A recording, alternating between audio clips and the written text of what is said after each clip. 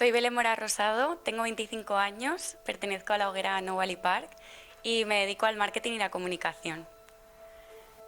En cuanto al nuevo calendario de fogueres, creo que es cuestión de ir rodando, de ir probando. Estamos en una nueva etapa, por así decirlo, y conforme vayamos avanzando creo que iremos haciendo prueba y error y se podrá ver si realmente pues, se puede poner en práctica el resto de años o es necesario volver al sistema antiguo o ver cómo se procede.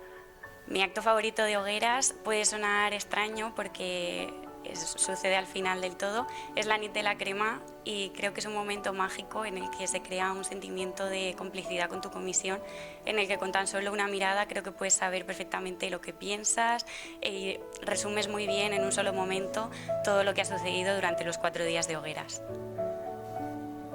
Yo creo que el futuro de la fiesta está asegurado 100%, más que nada porque en este parón de 2 años no creo que haya servido para apagarlo, sino para reforzar ese sentimiento y tener todos muchísimas más ganas de salir a la calle y poder dedicarnos a lo que nos gusta, que son les fogueres.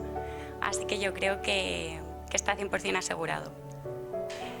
Este año se lo dedico a mi madre, que es quien está conmigo en cada momento, quien me apoya, quien me ayuda a poder estar en cada desfile, en cada acto, siempre perfecta y siempre gracias a ella.